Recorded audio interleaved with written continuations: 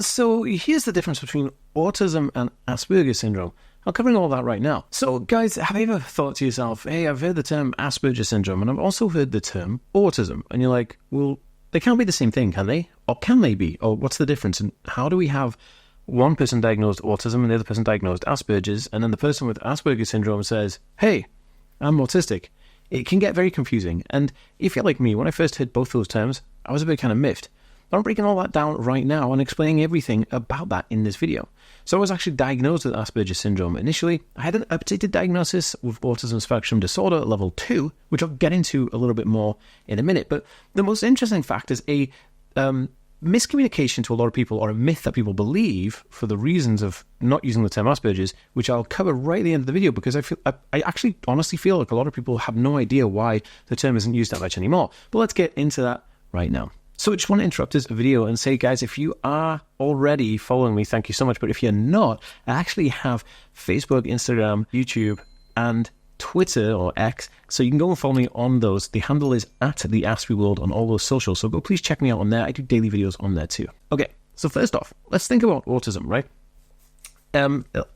Straight off the bat, the Asperger syndrome is a type of autism, right? A type of autism. Now, in 2013, the DSM, which is like the manual for like diagnosing mental health conditions and neurological conditions in the US, the manual basically said, hey, it's too confusing having all this stuff. We'll just put it all into one and call it the autism spectrum disorder. So you can have autism spectrum disorder level 1, 2, and 3, and anybody diagnosed or would have been diagnosed Asperger syndrome will be put into either level 1 or level 2. The people who have more severe needs will put into the category of level 3. So, what does this mean, and how does historically this add up and make the equivalent of the understanding of autism or Asperger syndrome? So, let's go through autism. Autism comes from a Kenner's infantile autism from a guy called Leo Kenner. Now, Leo Kenner was researching autism in 1942, 1943, around about the same time that Hans Asperger, an Austrian physician and psychologist, psychiatrist, was also researching this stuff. Now, Leo Kenner, and there's a lot of speculation about this, he was taking some of the information from Hans Asperger and some of the information he was doing research on his own. And the same with Hans Asperger. I think there's a crossover where they kind of looked at each other's stuff and took some of the ideas and stuff and whatnot. Now, both of these gentlemen at the time were just looking at kids who were male who had specific issues in the triad of impairment, which basically means like social, communication, and sensory issues, and a bunch of other stuff, right, that kind of categorized this typical behavior where they were almost in their own world. And the term autism comes from autos, which is a Greek word for being alone or by one's self, right? So that's where it comes from, because often you'll hear somebody say autistic people are alone, you know, in their own world, which is really interesting. So if you've ever come across an autistic person who that categorized as being, oh, they're away in their own world, oh, this is why. And this is kind of why the information of autism kind of takes flight and where the name actually comes from. Now, what is the difference between autism and Asperger's? Well, they were categorized into two sections, okay? So you had Kenner's infantile autism, which was looking at people who had really high support needs, or what was called classic autism, right? Where they would probably have speech and language issues, they'd have delayed speech and language, as in like it would take them a long time to get up to that speed, meaning, you know, in school, typically they'd be behind in development and they'd probably have some other learning issues, right? And on top of that, they'd also have social communication issues where typically it's not just speech and language, it's the communication part which would be really difficult. So they'd have to have quite excessive support to get them through what would typically be seen as average for children. Now, Asperger syndrome, which is also classified as high-functioning autism, which is basically people who were similar in the fact that they couldn't communicate socially, and they had difficulties in social communication, they had difficulties in making friends, they had difficulties in maybe other kind of issues like dyslexia, reading and writing, they had issues with eye contact, and they were also displaying these kind of traits of intenseness within oneself, which is quite an interesting concept of why autism is quite startlingly obvious when it is obvious. But the difference was the people with Asperger syndrome, or the people diagnosed Asperger syndrome or diagnosed high-functioning autism, were able to go about and do more tasks. They could hold down a job. They could walk around and operate within a classroom without 24/7 support, similar to, you know, how the people with the classic autism or low-functioning autism would need 24/7 support. So you had people displaying two characteristics of the same thing. However, one was able to operate manually in an environment, typically in reality, and understand their position in reality. Like, I am a person and I sit down here. Well, the other person couldn't communicate themselves or their thoughts at all. So this is how the two were split up. So for many years you had Asperger syndrome, which was the high-functioning autism, which is people who are categorized with things like lack of eye contact, awkward in social situations, sensory processing disorder, love of routine and patterns, and obsessive interest, and quite intellectually capable. Then you have people with classic autism, which came with other things like maybe intellectual disability or global learning delay, speech and language issues, no communication. They would need help and support to go to the toilet, and they'd need 24/7 support. But they also had social communication issues, lack of eye contact, sensory processing issues, love of routine. So you can see how both of these had their own place and position in reality, and they were both displaying autistic symptomatic traits or characteristics.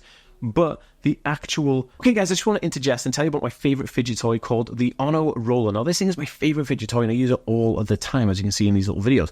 Now, if you're interested in getting 10% off the Ono Roller yourself, you can do right now by using the link down below, or you can go to theaspieworld.com/ONO right now to get access to the 10% exclusive discount for you for the Ono Roller. It's very cool, it's revolutionary, and it's my favorite fidget spinner of all time. Part of it, which defines where they lie on the autism spectrum. When we think about autism as a spectrum, it came down to that when they were saying, well, it's Asperger syndrome on one side and classic autism on the other side. Right. For many years, this was the same thing. So you'd be categorized into one of two groups. You'd have classic autism or Asperger syndrome. Now, when the DSM in 2013 came out and changed what we spoke about earlier, when they changed the diagnostic to make sure that Asperger syndrome was not accredited anymore or not used anymore, they put it under just autism spectrum disorder, so ASD. So you get anybody with classic autism or high-functioning autism or Asperger's would have the same diagnostic, just ASD. And the reason for this, and this is probably the biggest myth, many people in the autism community believe that this was done because Hans Asperger was colluding with the Nazis because he lived in Nazi-occupied Vienna, which is, in fact, incorrect. I have done a deep dive analysis into the 2018/19 paper, which was done over about 8 years, that talks about the potential Nazi collusion from Hans Asperger and the Nazi-occupied Vienna Nazi regime, which is unjustified, bit of a witch hunt, but I go into it in very detail. It's a 26-minute video. I'm going to leave it in a link above here and in the description down below. And I'll leave it on the end card as well, because it's very interesting to see the more in-depth understanding of why people don't use Asperger's and was Hans Asperger involved with the Nazis, and I give a very fair and biased opinion on that. So they decided that they would take Asperger's out of it, not because of Asperger's potential collusion with the Nazis, but because when people in the United States of America were applying for help, support, special educational needs, and all the other kind of stuff that you'd need to help support somebody with an autism spectrum disorder in an educational, academic, or working environment, the government and the agencies who were doing the healthcare insurances were like, well, this isn't classed as autism, it says Asperger syndrome, so we can't really give them access to the autism support, right? Which kind of I understand from their point of view, because they're trying to make sure that they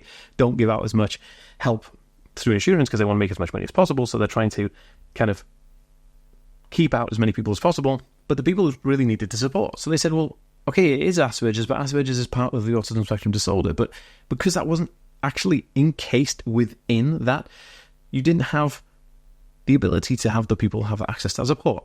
So the DSM was like, okay, well, if we just take the term Asperger's away and anybody who would have that diagnosis gets squashed into just autism spectrum disorder, then everybody who goes for those help and support needs legally through the government or fiscally through agencies or their insurance companies will get access to that support because it's now just classed as autism.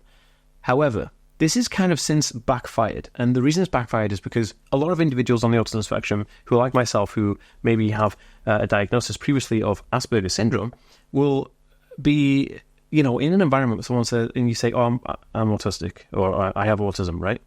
And then they'll look at you and be like, well, there's a kid down there, can't speak, has global learning delay, can't go to the bathroom on his own, you're doing pretty good, you hold down a job and, you have a girlfriend or whatever. And then you have to kind of explain, yeah, but it's a bit different, autism's a spectrum, blah, blah, blah. But where we used to have the term Asperger syndrome, people would be like, oh yeah, like Elon Musk, right? Or, Dan Aykroyd or Eminem, like they get it because it had a nomenclature fixture that was allowing you to identify the person's level of support needs with that nomenclature. So there's been a big kind of backlash, and there's an ongoing debate. Do they bring back the term Asperger syndrome? Do we get rid of it completely? Do we keep ASD? Do we change it to ASC? Because a lot of people are kicking up a stink saying it should be autism spectrum condition, not disorder, because disorder is negative, blah, blah, blah. And there's a lot of discussion. And you can drop a comment down below and let me know your thoughts on this, because I read every comment. But if you like to identify with Asperger's or have no problem with people using the term Asperger syndrome, just give the video a thumbs up, because it will indicate to me how many people don't mind the term, because it makes it more or less confusing. It makes it more understanding, right?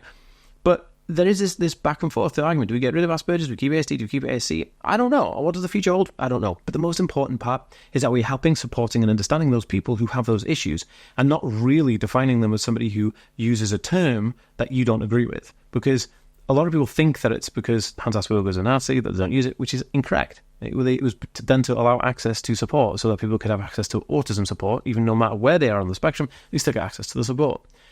But again, since then, we've had to have a re-diagnosis of all the people who had Asperger's previous diagnosis, and this has caused a massive backlog and jam, especially here in the UK, of trying to get an autism diagnosis. The waiting list is like 2.5 to 3 years to get a diagnosis of autism here in the UK because of this whole change in diagnostic criteria. But what does the future hold? I don't actually know. I don't personally mind if people use the term Asperger's. I don't mind if people use the term has autism, with autism, autistic, whatever suits you and makes you, whatever you identify with that makes you feel like that's the best way to communicate your needs to somebody, do that. There should be no issues there. And if you agree, please give us a thumbs up. Okay, guys, see you in the next video. Peace. If you're interested in supporting me and what I do, you can access online courses and programs on my patreon.com/TheAspieWorld, and you can subscribe for different levels. I also have second secret vlogs videos on there that only go on to my Patreon and subscriber-based models. And also I have business advice videos, so if you're wanting to learn how to start a business as a disabled autistic person, then you could go on there and follow along with my videos. And I also do music on there, so if you're interested in listening to me sing and play music, I share my music on there too. All the links for Patreon are down below, or you can go to patreon.com/TheAspieWorld, or you can even go to theaspieworld.com/Patreon.